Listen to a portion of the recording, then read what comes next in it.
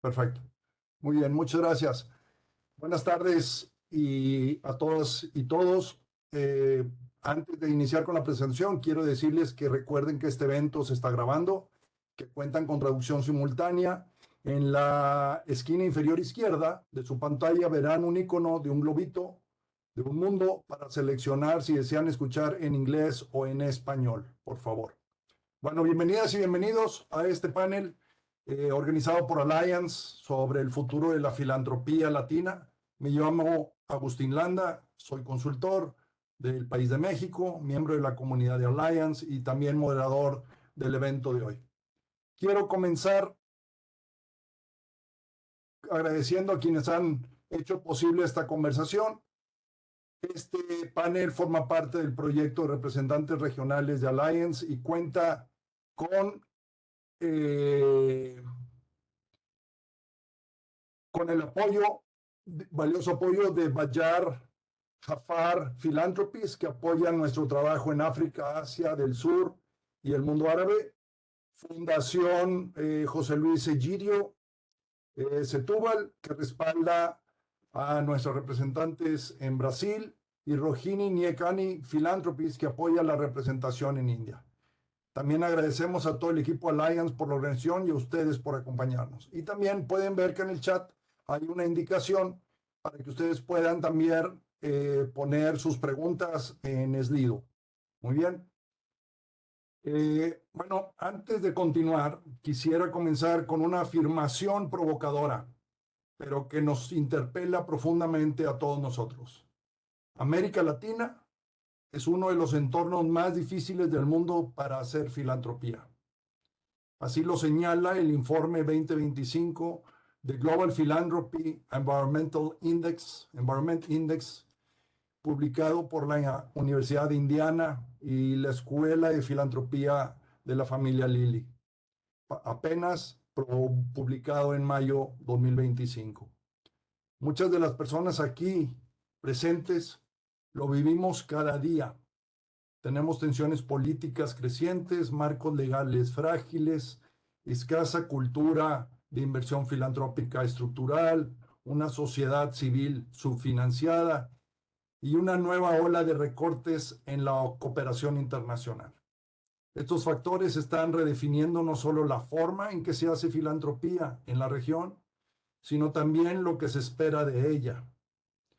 Ya no basta con mitigar la crisis. Ahora se nos exige compromiso, innovación y legitimidad para distribuir y contribuir a los grandes desafíos: la democracia, el clima y la equidad social. Este diagnóstico se refleja con fuerza en México, país que combina una de las economías más grandes de la región con una de las tasas más bajas de filantropía estructurada. A pesar de la enorme concentración de riqueza, los mecanismos filantrópicos institucionales siguen siendo frágiles y la cultura de colaboración entre donantes está apenas emergiendo. Muchas organizaciones de la sociedad civil en México crecieron gracias al financiamiento de la cooperación internacional, pero hoy enfrentan el reto de reinventar sus modelos con sus recursos nacionales. Sin embargo, hay signos de esperanza. En México, por ejemplo, estamos viviendo como actores locales, desde fundaciones comunitarias hasta alianzas empresariales y organizaciones de la sociedad civil, están encontrando formas creativas de movilizar recursos, generar confianza y sostener el cambio en sus territorios. Esta realidad no es solo un reto, también es una oportunidad para imaginar una filantropía más audaz, más comprometida con el fortalecimiento del tejido social y más cercana a las causas que emergen desde lo local. Hoy nos acompañan tres personas que representan perspectivas claves de la región.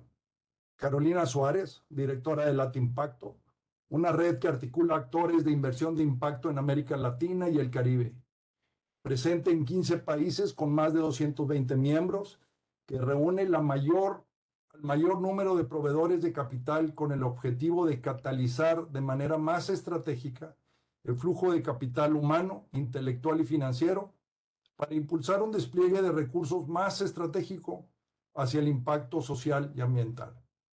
También está Guillermo Correa, director ejecutivo de RACI, la Red Argentina para la Cooperación Internacional.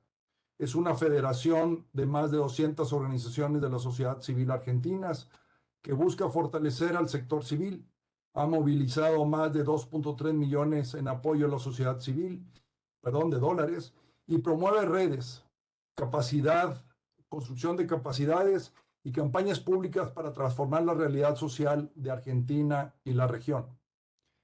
Y nos acompaña también Andrea Pineda, directora de Relaciones Institucionales de Grupo de Institutos, Fundaciones y Empresas, GIFE, el principal gremio de organizaciones donantes en Brasil, con más de 170 miembros y que han canalizado más de $1.000 millones en 2022.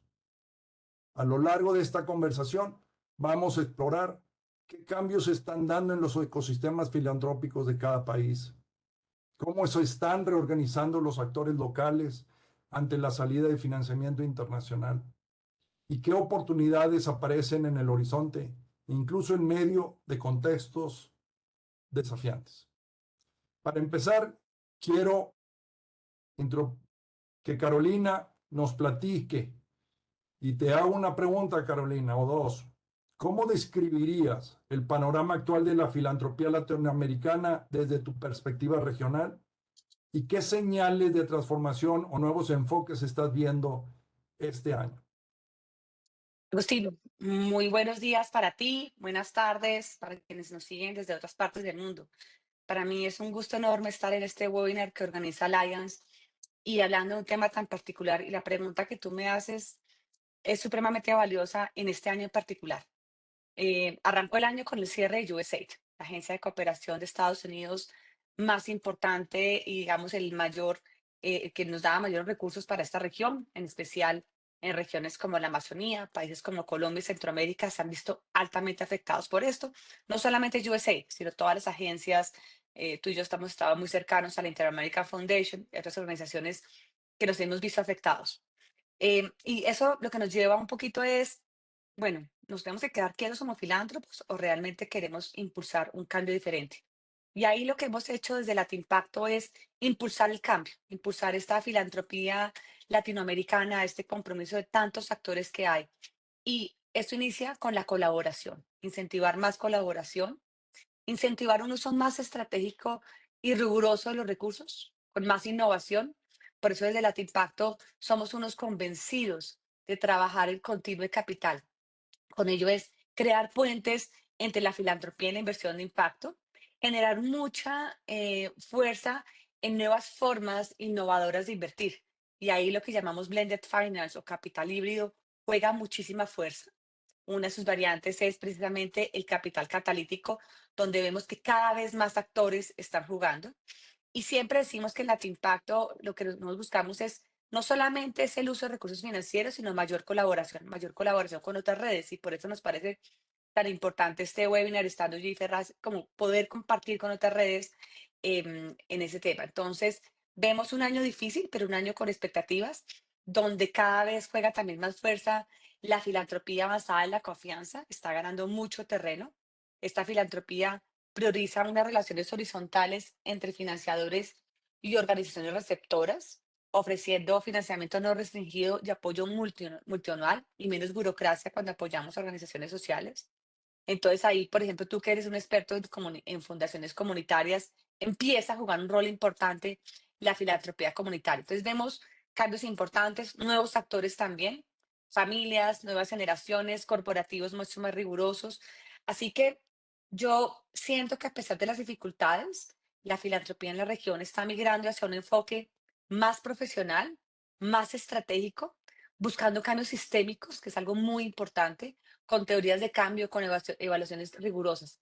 Así que yo creo que ha sido un año difícil, pero vamos por buen camino. Y nosotros desde la filantropía jamás podemos perder la esperanza, a pesar de todos los contextos políticos o económicos que puedan haber. Muchas gracias, Carolina. Interesante los puntos que mencionas y la importancia de la filantropía local cada vez de mayor relevancia. Le pido a Guillermo. Guillermo, ¿cómo describirías el estado actual de la sociedad civil argentina ante los recortes de financiamiento internacional? ¿Hasta qué punto esta situación refleja tendencias globales más amplias? Porque sé que también no solo ayudas a Argentina, sino a otras partes de la región. Y en este contexto, ¿cuál es tu perspectiva sobre el futuro de la sociedad civil?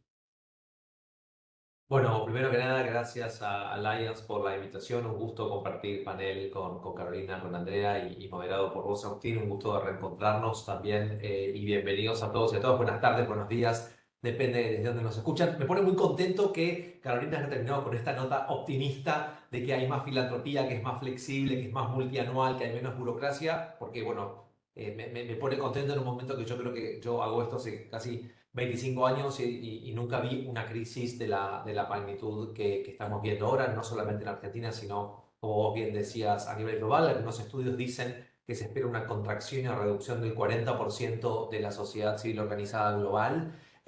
Como dijo también Carolina, hemos perdido a un Prime, que era el primer aportante de recursos para América Latina y Caribe, como era el gobierno americano, y todas las fundaciones o subfondos o instituciones que además invertían. Estamos hablando de más de 70.000 millones de dólares por año que hemos perdido de un momento para otro.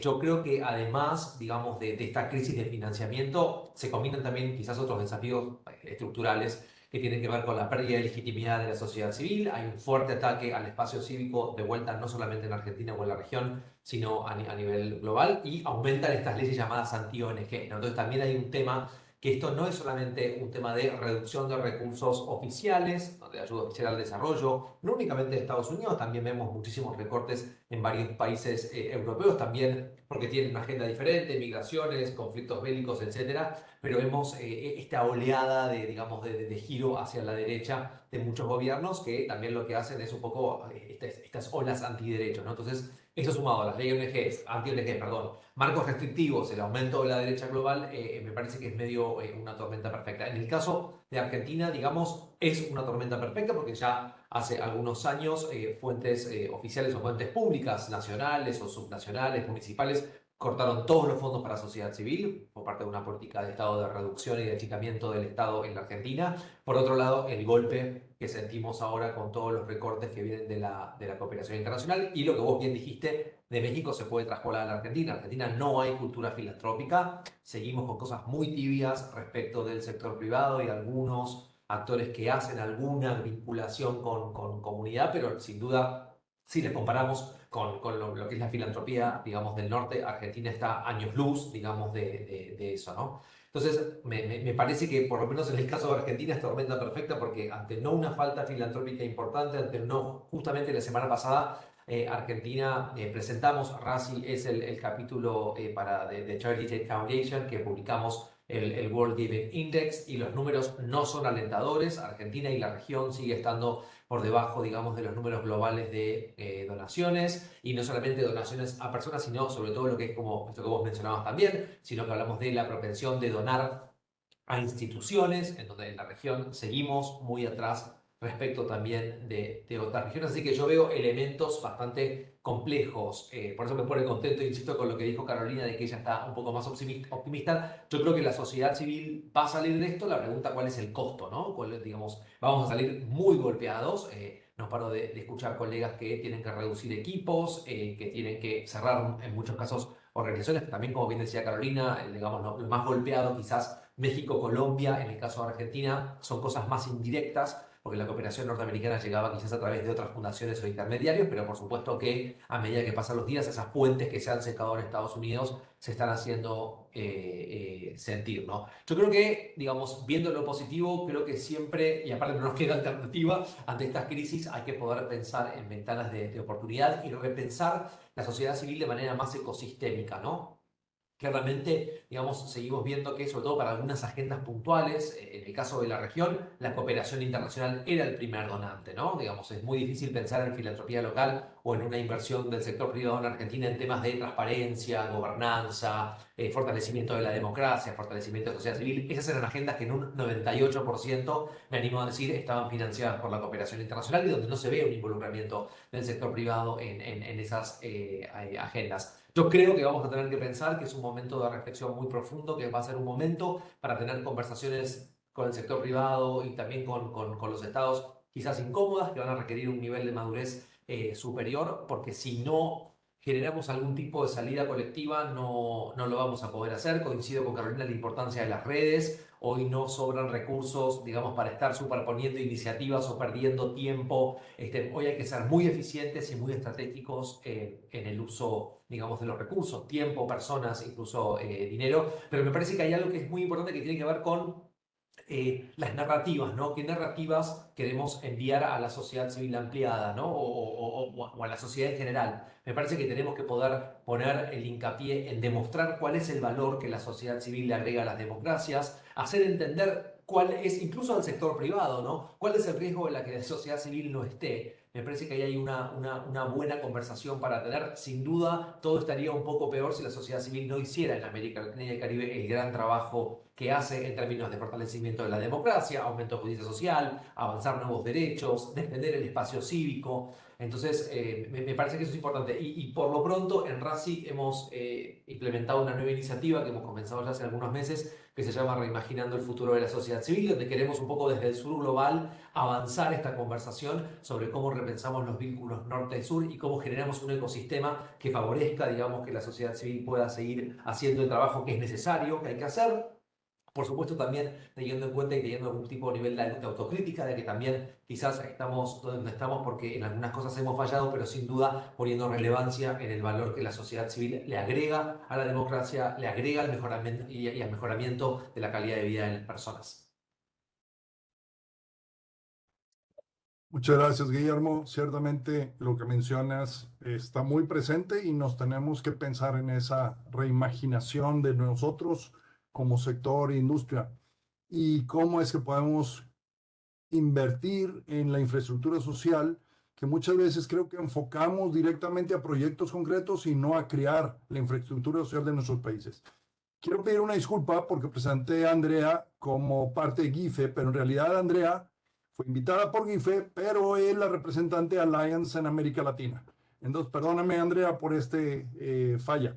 Y creo que hay algunas preguntas que les voy a dejar para después, pero me gustaría, Andrea, que nos dijeras, por favor, qué está pasando en Brasil en materia filantrópica de cara al COP30 en Belém y está influyendo este evento internacional en los planes y prioridades del sector.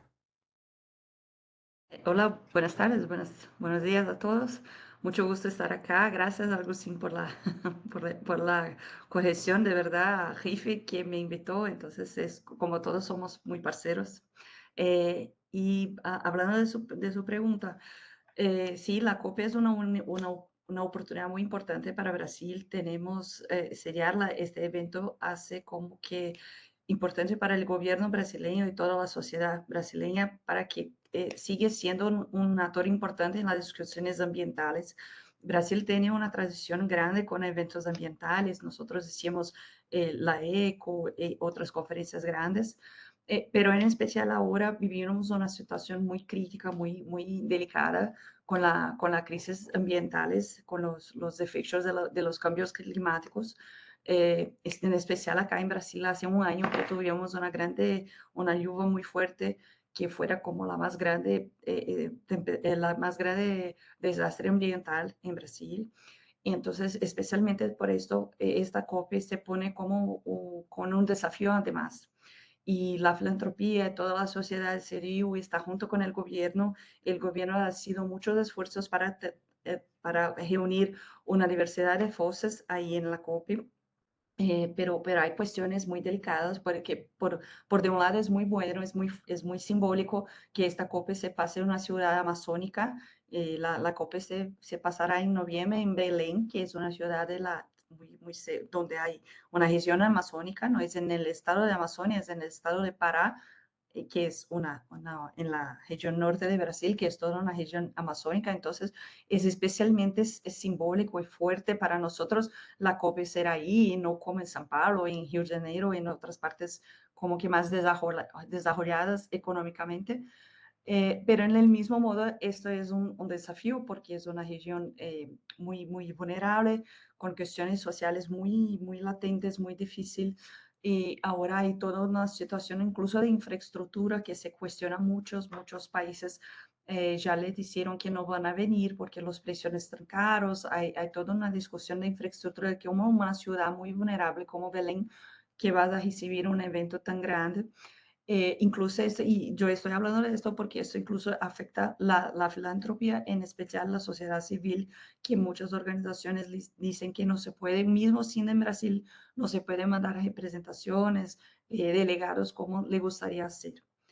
Del punto de vista de las fundaciones, hay una ambición, muchas motivaciones para la agenda ambiental. Entonces, ya había hace como años que hay consorcios, hay grupos de advocacy conjuntos de organizaciones filantrópicas. La filantropía está muy conectada, trabajando muy junto para hacer incidencia política con el gobierno.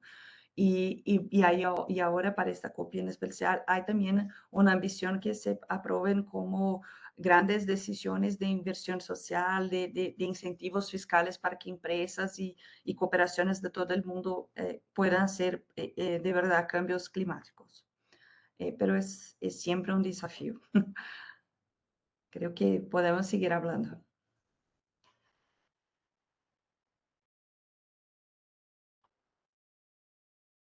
Muchas gracias, Andrea. Y perdonen que mi pantalla esté jugándome con brincos y brincos de mi persona en la pantalla. Algo está en mis conexiones equivocadamente. Entonces voy a poner mi pantalla sin imagen para que no distraiga la plática que estamos teniendo, porque es incómodo estar ahí viendo a un mono brincando. Bueno, interesante. Tenemos varias preguntas, pero antes de pasar a esas preguntas, quisiera que me dijeran, entonces, Guillermo, tú que ves mucho de esto de la filantropía latinoamericana, especialmente los recortes en ayuda internacional, porque ese es tu fuerte específicamente. ¿Qué se está haciendo? ¿Cómo está respondiendo la filantropía latinoamericana a estos recortes de ayuda internacional que tú percibes? Además de los recortes internos, de disminuir costos, gastos, ¿qué cosas de iniciativa nueva están sucediendo que permitan este reagrupamiento que mencionabas tú? Ahí estamos. A ver, en principio veo a la filantropía como cautelosa, ¿no? Me parece que hay una necesidad de entender qué está pasando con mayor profundidad. Me parece que no están, quizás todavía estamos como en el epicentro, digamos, de la tormenta y esto genera todavía alguna confusión para tomar alguna decisión. Veo a parte de la filantropía siendo cautelosa y a otra parte de la filantropía tratando de entender cuál es su rol. No estoy viendo una respuesta, si se quiere, coordinada o homogénea o como en bloque, que esto puede tener, digamos, pros y contras, porque no es que ha salido una nueva iniciativa de la filantropía, al menos en Argentina o en la región yo no la conozco. Ahí le pregunto a Carolina, por ahí Carolina está más al tanto, o Andrea, por lo menos en el caso de la Argentina no. Nosotros estamos trabajando con un grupo de filantropía local y de sector privado en Argentina, con lo que estamos tratando de ayudarnos a entender esto. Digamos, si hablamos de manera ecosistémica, se ha perdido el principal actor de ese ecosistema, ¿no? Digo, Estados Unidos / Europa. Entonces, esto va a obligar, incluso en aquellos actores que se autopercibían con un peso específico menor o relativo. Hoy, digamos, obviamente, comparado contra lo que ponían otros actores por ahí, en el sector privado en Argentina, la filantropía pone muchísimo menos que lo que ponía la cooperación, pero en este contexto de que esos actores han desaparecido, cobra un peso relativo mucho más importante. Entonces, estamos tratando de trabajar con este grupo, con esta coalición que hemos creado aquí en Argentina, y también estamos avanzando en algo latinoamericano, para en principio crear conciencia de cómo está cambiando el ecosistema y cómo incluso, aunque muchos se autoperciben con un peso relativo menor, hoy son muy importantes porque otros han, digamos, desaparecido directamente, ¿no? Entonces me parece que está todavía como un proceso, el fenómeno, digamos, que comenzó en enero, todavía ha hecho que algunos no reaccionen, y también debo decirte, Agustín, que algunos todavía están en etapa de negación. Yo no creo que esto se arregle con un cambio de elecciones, no es que si cambian los gobiernos en el norte esta situación va a volver a lo que era digamos, 2025. Yo creo que esta situación es un cambio estructural, creo que esto es un cambio sistémico y cuanto antes todos y todas los actores y actrices que estamos en el ecosistema de la filantropía entendamos que esto es un cambio profundo, de mejor manera vamos a poder adaptarnos, entendiendo que en todo cambio ecosistémico hay actores y actrices que desaparecen y esperemos que haya nuevos actores y actrices que también aparezcan. Pero yo creo que todavía hay algunos colegas de sociedad civil y también de la filantropía que creen que esto es una crisis más de la que hemos vivido. Mi análisis personal, hablo en nombre ni siquiera de Racing, como Guillermo Correa, de lo que yo hablo, de lo que yo converso, de las conversaciones a las cuales tengo posibilidad de acceder. Esto es un cambio ecosistémico, creo que estamos en un punto de inflexión. Algunos llaman, algunos llaman como este nuevo episodio o esta nueva etapa como la de la post-ayuda internacional, que estamos enfrentándonos a algo nuevo, porque también reconozcamos que esto ya había empezado a pasar, ¿no? Lo de los recortes masivos, y esto va a tener que acelerar que otros nuevos miembros del ecosistema surjan, porque creo que sin duda la sociedad civil está sufriendo mucho y todavía va a sufrir más. Muchas gracias, Guillermo. Ciertamente hay un proceso de redefinición y de repensarnos quiénes somos y obviamente esto nos lleva también a lo local. Cada vez más pensar en que nosotros tenemos que encontrar las fuerzas, la energía, los recursos para salir desde adentro y no esperar que vengan desde afuera a ayudarnos. Y eso obviamente nos lleva a discusiones con otros sectores que eventualmente la desaparición del sector de la sociedad civil también les afecta, si se llegase a dar en varios sentidos, ¿no? Ahorita podemos profundizar en esto. Hay varias preguntas, voy a hacer dos preguntas más a nuestros panelistas y luego voy a tomar las preguntas que nos están haciendo. Eso va para ti, Andrea. ¿Qué estrategias permitirían asegurar la sostenibilidad política y financiera de la sociedad civil en este entorno complejo? ¿Cuáles se te ocurren que podrían ser, que estás viendo? Bueno, qué buena pregunta, Agustín, porque cuando Guillermo hablaba, yo estaba acá justamente a pensar en esto, que con la salida de los financiamientos, en especial de Estados Unidos, quien son vulnerables, quien los necesitaba del dinero, ahora se necesita mucho más. Por dos cuestiones de mi punto de vista y que muchos estudios que están saliendo ahora.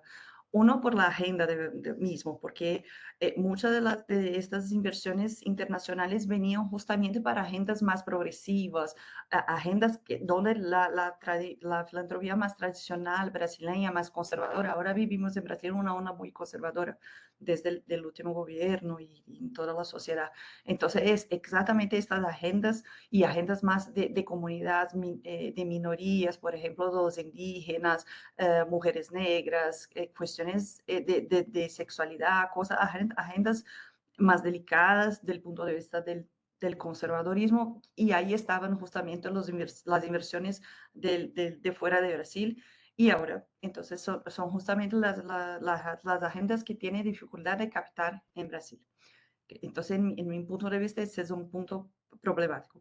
El otro punto que se vive toda la sociedad civil, incluso no solo la sociedad civil, pero incluso las ciencias, porque yo soy académica en la Universidad de San Pablo también, yo hago un posgrado ahí, y que es en Brasil no tenemos ninguna política de incentivos fiscales. Entonces, creo otros países de Latinoamérica también, pero esto es una situación muy distinta del norte global. Como no tenemos incentivos fiscales, no tenemos políticas para eso, ni tampoco para que filántropos pongan dinero en la ciencia, por ejemplo, que es mi investigación en el doctorado. Lo mismo se pasa con sociedad civil. Entonces, creo que responder a su pregunta, tenemos que tener como estrategias en muy distintos niveles para que de fato se haga un cambio, para que de fato se venga más un financiamiento más sustentable, que no sea de momentos, de crisis o de agendas que ahora está por ejemplo, no sé, la agenda de las personas negras, hay momentos que viven una cosa más fuerte, otras que sale una noticia, una tragedia, la cuestión ambiental misma, ahora tenemos una tragedia, entonces se ponen muchas inversiones ahí, pero no son inversiones sustentables, porque no tenemos como le dije Guillermo mismo y Carolina, no tenemos esa infraestructura de sustentabilidad para el sector social, por lo menos en Brasil. Entonces, es una cuestión muy más profunda que tiene que movilizar el gobierno, las cuestiones políticas, la voluntad política de poner esta discusión en el Congreso y también la sociedad para que lo hagan presiones para esto. Y solo una parte que creo que es importante dar como un contexto. Guillermo hablaba de Argentina y en Brasil ahora vivimos una situación muy difícil, incluso para la agenda del medio ambiente también, porque estamos en el gobierno Lula, el tercer gobierno de Lula, pero el Congreso es todo de oposición. La más gran parte del Congreso es justamente del partido de Bolsonaro, que fuera nuestro presidente anterior, que es oposición a Lula. Entonces, ¿por qué yo digo esto? Porque políticamente es un momento muy difícil de aprobar agendas que son más progresistas o que esta bancada conservadora, nosotros acá decimos la bancada del BBB, que son de la bala, porque son los armamentos, de la Biblia, porque son religiosos, y del BOI, porque son justamente el agronegocio. Esta es una bancada muy fuerte en el Congreso Nacional brasileño. Entonces, que quieren, por supuesto, pasar sus agendas, que no quieren el medio ambiente, no quieren la preservación del medio ambiente, solo quieren pautas conservadoras y solo quieren cuestiones en la discusión de violencia que le pongan arma, todo el armamento. Entonces, es muy clara, es muy nítida sus agendas. Cualquier cosa que no dialogue con esto está muy difícil de pasar, incluso cuestiones sociales, ambientales, agendas más transformadoras y cosas así. Es difícil. Gracias, Andrea. Esto me lleva a pensar que ciertamente estamos, y lo hemos hablado, la presión sobre la democracia está muy alta en todo el mundo y esto nos afecta tremendamente a todos. Y uno de esos es el control de la filantropía o el control de la sociedad civil y lo que hacen y lo que hacemos. Y llama a una voz de unión y de cercanía entre todos nosotros y también de una cierta manera de organización. Y aquí es donde le quiero preguntar a Carolina, dado que Carolina, desde que inició Latin Pacto, ha buscado crear una base estratégica de articulación de la respuesta regional, especialmente aunada a otras organizaciones también en el mundo, como es el Centro de Filantropía de Riesgo en España, o Asia, o África.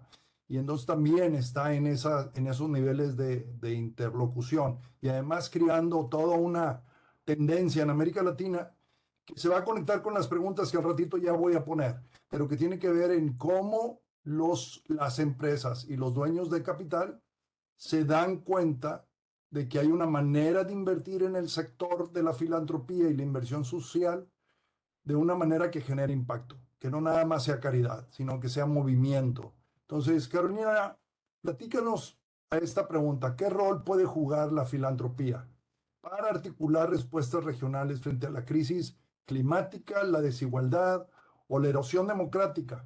Y en esto en especial, el tema de derechos humanos, que es algo que nos está afectando terriblemente, por ejemplo. ¿Sí?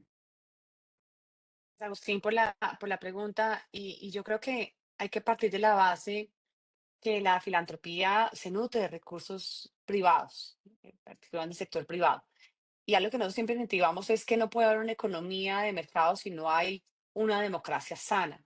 Entonces, realmente tenemos que tener mucha mayor conciencia, escuchando aquí tanto a Andrea como a Guillermo, hablando particularmente tanto de Argentina y como Brasil, pues no son lejanos a los contextos de otros países de América Latina. Tú lo hablabas al comienzo de México. Entonces, sí es muy importante tener muy presente el valor que juega la filantropía en fortalecer la democracia, creo que todavía estamos lejos, merece. Ahí sí, Guillermo, yo soy positiva, pero creo que sí nos corresponde a nosotros como redes, como organizaciones, fortalecer un discurso más hacia cómo fortalecemos la democracia. Es algo que también hemos hablado al interior del Comité Editorial de Alliance. Y creo que hay que trabajar en temas de derechos humanos, en temas de género, en temas que realmente lleguemos a las poblaciones más vulnerables. Em, Estamos viendo, y como lo decía ahora Andrea, el auge el apoyo a la acción climática, pero una acción climática ligada a las comunidades, entendiendo el valor de las comunidades y de los territorios. Entonces, yo creo que sí nos corresponde mucho aterrizar esa filantropía y ahora que hay más conciencia del rol que jugamos como actores locales, pues que estamos trabajando en unos países que el contexto es muy distinto a lo que puede suceder en Europa, en Asia o en Estados Unidos. Acá las comunidades son contextos muy complejos, y donde la filantropía tiene que ser más arriesgada, más cercana a las comunidades y innovar mucho más. Y por eso yo siempre hablo de la importancia, Agustín, del apoyo financiero y el apoyo no financiero, porque estas organizaciones vulnerables sí que requieren un acompañamiento que a veces va mucho más allá del dinero. Entonces, em, yo creo que el sector privado cada vez está más consciente de esta realidad. Es importante jugar también con líderes, ¿no? Que jalonen a otros. Hoy hay digamos, no es solamente la filantropía aislada, hay que tener todo el tema de finanzas sostenibles con la mirada del ESG, que implica unos principios mucho más rigurosos. Pero sí nos corresponde un sector privado mucho más activo, un apoyo también de las multilaterales, creo que también tiene un rol fundamental, me estoy refiriendo a nivel regional, el Banco Interamericano de Desarrollo, el BID, la CAF como Banco Latinoamericano de Desarrollo, pero tenemos también al BNDES en un Brasil que tiene un tamaño gigante y creo que ellos también tienen que apoyar mucho en esa mirada, no solamente el sector privado, a veces nos queda difícil hablar con los gobernantes, pero cuando contamos con un actor multilateral o un banco de desarrollo, sí es mucho más fácil y yo creo que la filantropía sí tiene un rol fundamental en realmente fortalecer la democracia y tenemos que tener más conciencia de eso. Muchas gracias, Carolina. Muy interesante lo que dices y el trabajo en conjunto con otros. Y esto lleva a varias preguntas. Hay una pregunta muy específica sobre Centroamérica y me gustaría saber si ustedes o alguien de ustedes pueden platicarnos de qué ven que está pasando en Centroamérica específicamente, considerando que Centroamérica son muchos países chiquitos que tienen dimensiones también pequeñas en algunos contextos, a veces a nivel mundial, pero que también están atacándose la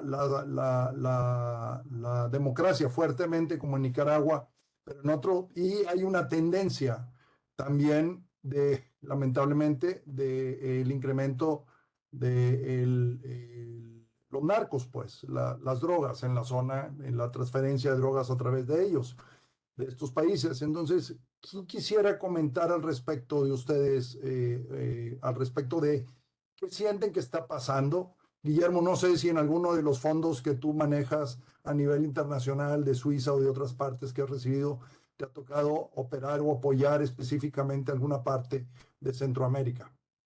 Yo puedo hablar de Costa Rica un poco después. Me parece importante hacer reforzando lo que dice Carolina, que en la medida que hay menos Estado, otros actores ocupan los espacios. América Latina, lamentablemente, no tenemos un modelo escandinavo de estados de bienestar y en la medida que los estados se reducen y de manera no estratégica, bueno, hay otros que los espacios, acá hay un principio de la física, ¿no? Digamos, los espacios vacíos tienden a ocuparse. Se sabe, por ejemplo, que en Argentina tenemos un avance, digamos, de temas de narco muy fuerte, sobre todo donde el Estado ha dejado, digamos, los lugares libres, incluso con denuncias de la Iglesia Católica, en el caso de la Argentina, poniendo sobre la mesa los riesgos de cómo se ha corrido el Estado en muchos casos, ¿no? Entonces, esto por un lado. Esto, obviamente, en Centroamérica es mucho peor, porque sobre todo Centroamérica ha sido una de las principales áreas más afectadas por la reducción de los fondos de la cooperación norteamericana en diferentes maneras, en diferentes mecanismos que tenía la cooperación norteamericana para asistir de diferentes maneras. Y yo creo que esto sin duda va a generar todavía más oleadas de migración, porque digamos, acá hay una cosa que hay que decir, la gente no migra únicamente porque quiere darle, digamos, una vacación a su familia, sino finalmente cuando hay movimientos migratorios fuertes, cuando incluso son forzados, la gente migra buscando mejores calidades y condiciones de vida para sus familias o para para ellos mismos, ¿no? Entonces, me parece que se está generando un cóctel, digamos, combinado peligroso, que tiene que ver con temas de inseguridad, con temas de narcotráfico, migraciones más masivas, porque la gente va a querer salir a buscar mejores condiciones para su vida, y sí, obviamente, muy afectado porque la cooperación internacional, principalmente como es norteamericana, ha cortado muchísimo para lo que es Centroamérica y también para algunas partes de Caribe, como puede ser República Dominicana. Y vuelvo a lo mismo de la tormenta perfecta. Ante no haber una respuesta de los estados de esos países y no haber una cultura de edad, una cultura filantrópica muy arraigada, estamos dejando un montón de poblaciones, como decía Andrea y Carolina, las más vulnerables en mayor nivel de exposición todavía. Ahí Carolina levantó la mano. Sí, gracias. Adelante, Carolina. Ya, gracias. Sí, yo creo que importante y algo que nosotros siempre decimos, nos llaman América Latina y fíjate que en esta conversación estamos viendo los distintos niveles de conversación y algo similar pasa en Centroamérica, cuando además en los regímenes políticos totalmente diferentes. Entonces uno no puede comparar lo que está sucediendo en Salvador con lo que sucede en Honduras y cómo está Guatemala. Entonces yo creo que es importante tener muy claro de no agrupar, y más en este foro que estamos en Alliance, donde están viendo tantos actores internacionales, de no agruparnos en una sola bolsa. Porque si bien somos una región que compartimos un idioma, que tenemos características, cada país es particularmente diverso. En el mismo México tenemos distintas realidades mexicanas. Entonces, Así es. creo que Centroamérica, una cosa es lo que está pasando, y tú decías, yo puedo hablar de Costa Rica, bienvenida que nos hables.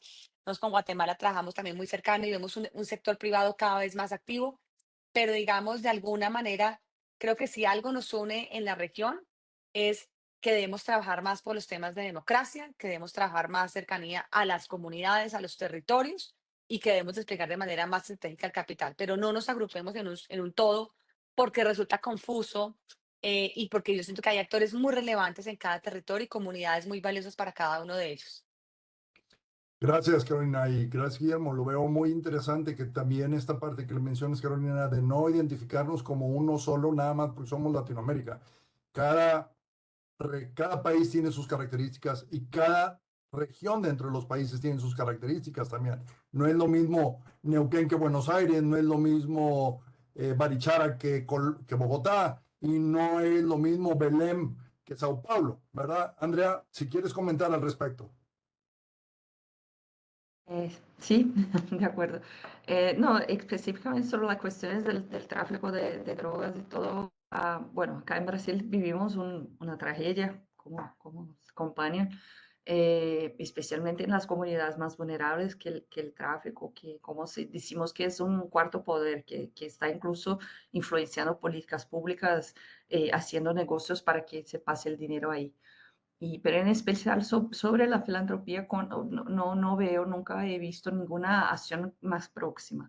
Creo que la filantropía acá y las iniciativas privadas de más gran parte están más como haciendo ayudas en las consecuencias de esto. Entonces, por ejemplo, en la violencia, en la desigualdad social, que es una de las cosas que genera el tráfico, se aprovecha mucho de la desigualdad social, de la falta de equidad en la economía, en la educación, en la salud, en toda parte el tráfico ahí está agiendo como donde no llega el gobierno, llega el tráfico, de verdad, esto que pasa en Brasil. Pero específicamente mirando para la filantropía, no conozco por lo menos iniciativas que están muy junto de esto. Están, como yo digo, trabajan en el ecosistema, en las causas, intentando bajar las causas y en las consecuencias. Entonces, haciendo también acciones en los territorios, pero no conozco ninguna situación muy cercana por eso. Gracias, Andrea. Hay algunas preguntas interesantes que quisiera tocar y las voy a añadir. Hay algunos compañeros o participantes que nos dicen, creo que ahora es el momento de utilizar esta crisis para el financiamiento local y descolonizar la filantropía. Al no haber más recursos del extranjero, como que la descolonización de recursos, a través de recursos se quedó. Pero la pregunta yo diría, ¿cómo descolonizamos la cultura que tenemos de que de afuera nos tienen que ayudar para salir adelante? Antes peleábamos porque nos dieran los recursos, pero ahora ya nos dieran los recursos y nos dieran libertad para utilizarlos. Y que hubiera este sentido de confianza en los que recibíamos los recursos. Pero ahora ya no hay recursos. Y nosotros, yo me pregunto, y yo lo he visto en mi país, que muchas veces nosotros como filántropos seguimos las mismas condiciones de lo que se nos fue enseñado en el hacer de otros. Y nosotros mismos generamos una cultura de colonización, de quien tiene a quien no tiene, o de quien tiene a la participación.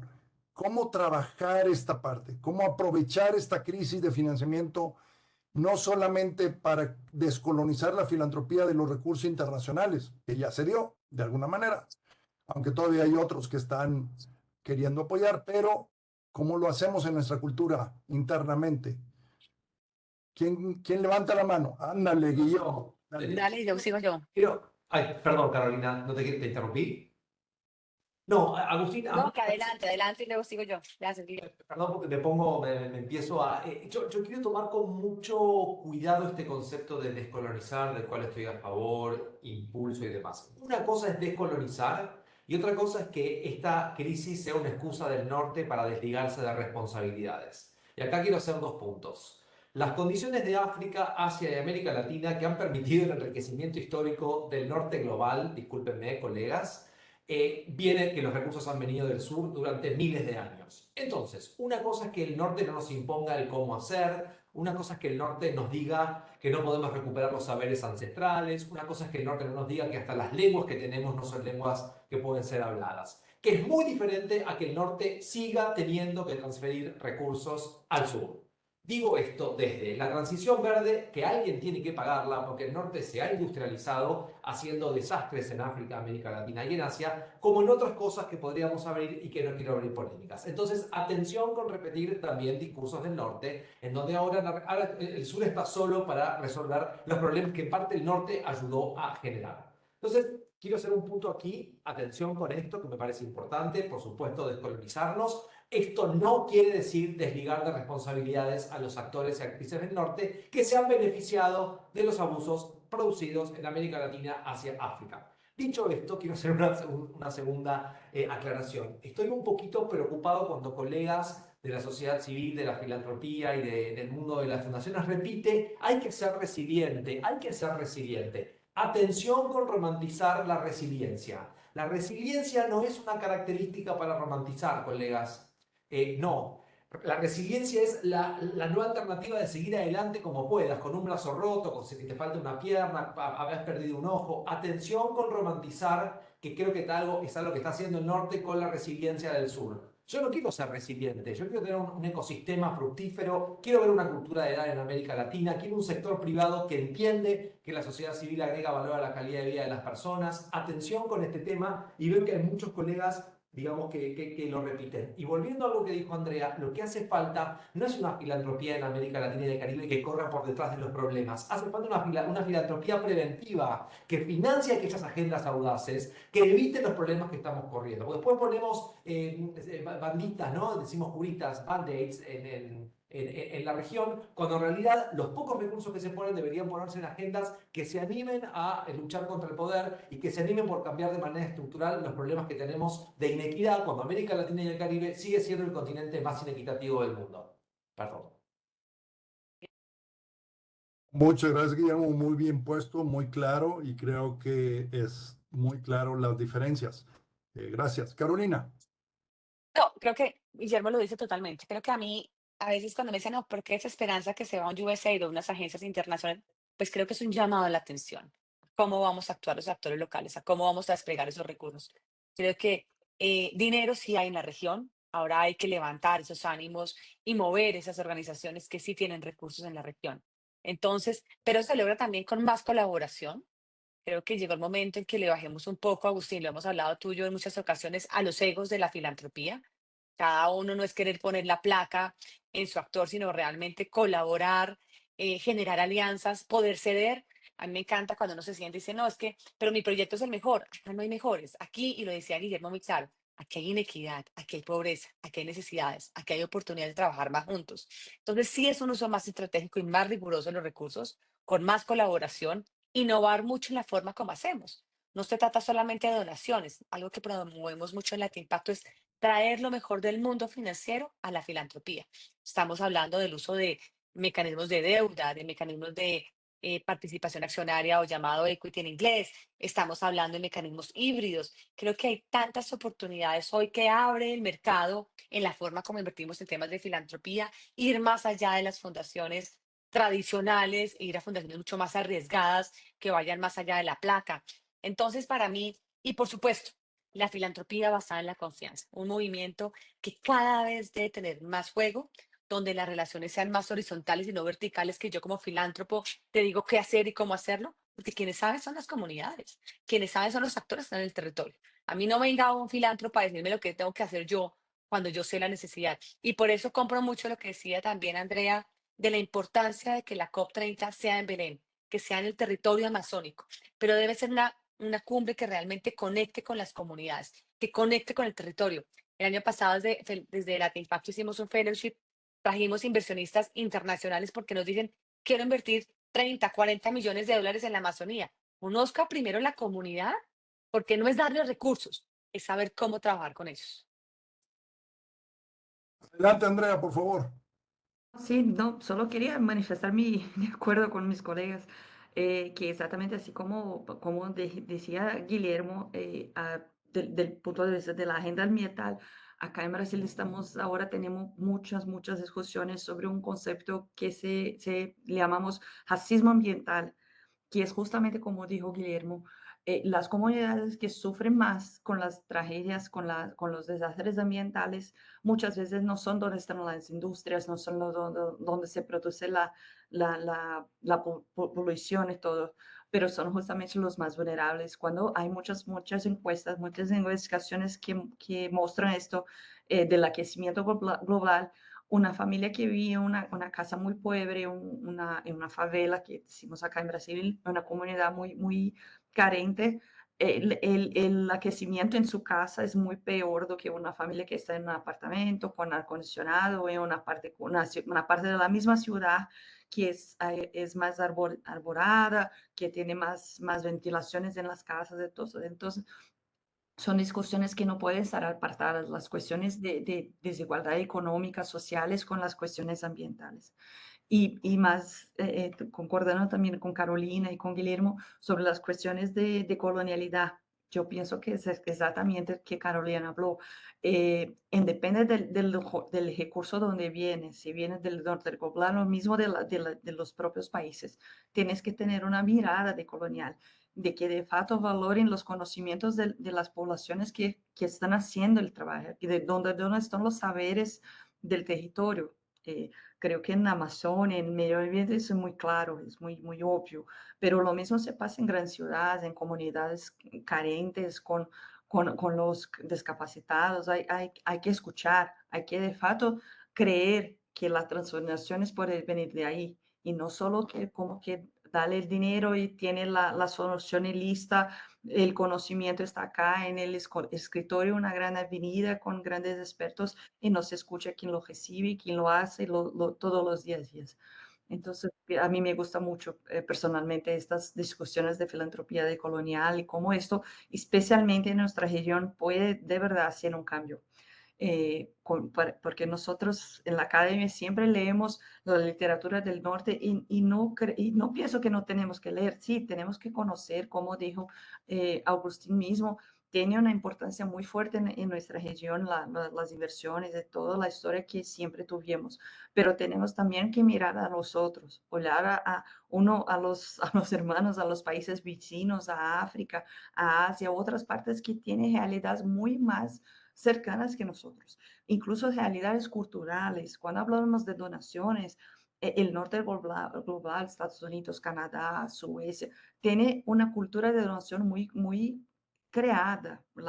Los niños le estudian esto en la escuela. Y acá en Brasil, por lo menos, no tenemos que hablar siempre, hacer grandes campañas. El pueblo es muy solidario en las emergencias, pero todos los días, ¿dónde está la solidaridad?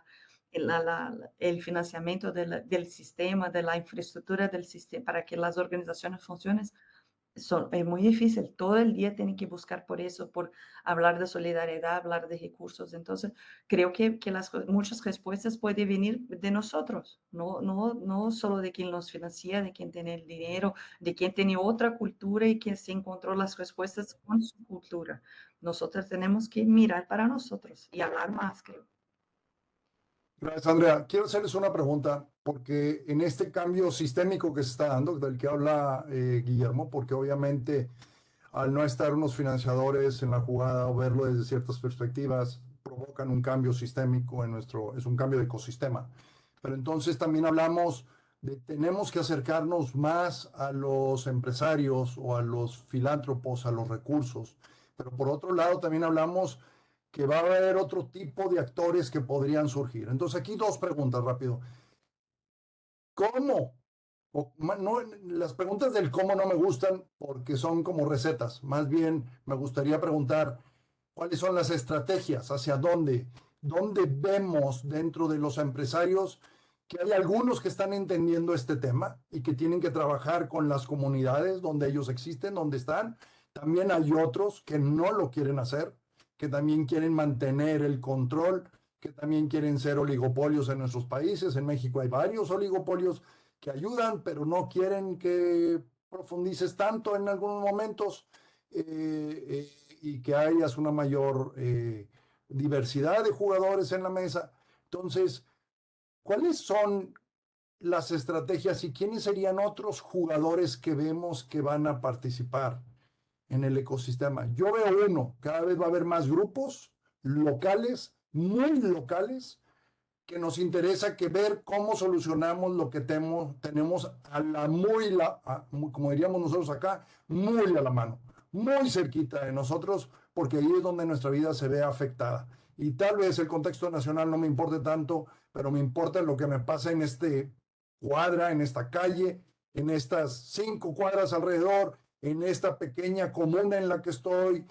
Yo creo que por ahí van a surgir otros actores, pero me gustaría escuchar sus puntos de vista y con esto paramos porque nos quedan después nada más 4 minutos, 3 minutos para cerrar. Entonces rápido, empiezo contigo, Carolina. Mira, yo creo que hay un caso que a mí me gusta mucho que es muy cercano a ti, el caso de Nuevo León. Creo que lo que están haciendo las organizaciones, nos trabajamos con organizaciones empresariales en Nuevo León y veo ese impulso por lo local, pero también con una mirada de desarrollo que puedan replicar en otros lugares.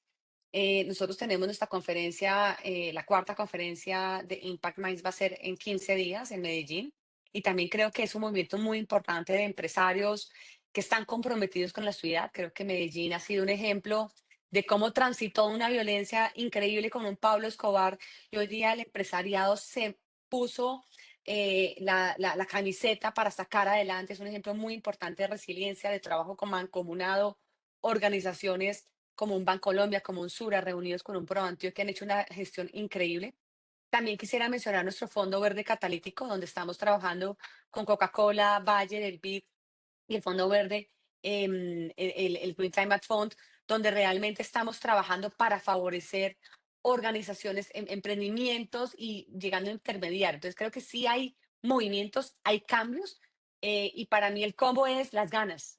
Yo creo que en la medida que haya ganas, estamos actores como redes, como actores como tú, Agustín, que eres un consultor increíble que lleva tiempo y que creo que es las ganas de hacerlo porque el cómo se logra y el cómo no tiene una sola receta. Aquí es la voluntad y el compromiso por hacer una América Latina distinta, nuestros países, nuestros territorios y lograr cambiar esa imagen de una región tan inequitativa como la que tenemos. Carolina, gracias. Guillermo, 30 segundos para que después le dé 30 segundos a Andrea, porque si no, Perfecto. Levex se nos corta a todos. No. Ganas siempre, lo digo Carolina, me parece clave. Primero ganas, y en eso, sabes que en mí las encontrás para empujar estas agendas. Nosotros de manera concreta estamos identificando algunos campeones. Me parece que es clave. No se puede hablar del sector. El sector privado no es una cosa homogénea. El sector privado tiene diferencias. Yo invitaría a los colegas acá de los diferentes países a identificar 6, 7, 8 campeones con los que nos sintamos cómodos, con los cuales se puedan tener conversaciones maduras, adultas, incómodas y discutir para que ellos comenzaran una cuestión como en círculos y en oleadas, un círculo más concéntrico que vaya creciendo y que sean esos campeones los que convenzan a campeones que van a estar mucho más cerca culturalmente y ideológicamente de lo que puedo estar yo con ellos. Y la segunda estrategia que estamos explorando es no solamente hablar con empresas y con dueños de empresas, sino con los accionistas que invierten. A ellos hay que explicarles el riesgo de que la sociedad civil desaparezca para que ellos puedan llevar un clima de negocios que sea favorable. Entonces, buscar una lógica de incentivos para explicarles por qué la sociedad civil tiene que seguir haciendo lo que hace. Gracias, Guillermo. Andrea. Bueno, por parte de Brasil, creo que el GIFE tiene todo, a cada 2 años hace una encuesta, una gran investigación con sus asociados, y los datos muestran que las fundaciones familiares y las mixtas, por menos las empresariales, directamente las empresas, son más abiertas para eso, para escuchar los territorios y hacer estrategias más juntas. Las empresas, las fundaciones empresariales en general están más alineadas con el negocio, las cosas son más distintas. Me gustaría solo destacar un punto que creo que hablan con todo lo que decimos acá hoy, en especial con la cuestión de colonial, que la importancia de los consejos más diversos, de la gobernanza de las fundaciones se ponen de verdad abiertas para la comunidad, para que no tenga, acá en Brasil vimos un movimiento de traer a esas personas para los consejos, las partes directivas, los boards, la gobernanza, pero sin de verdad voces. Entonces, fuera como un movimiento de llegar y luego le salían porque decían, mira, yo estoy ahí, pero no me escuchan, mis sugestiones siempre no le implementan. Entonces, me gustaría dejar como una provocación, una idea para que sigan pensando que creo que ahí puede ser una estrategia, si lo hacen de verdad transformadora. Y muchas gracias por la oportunidad.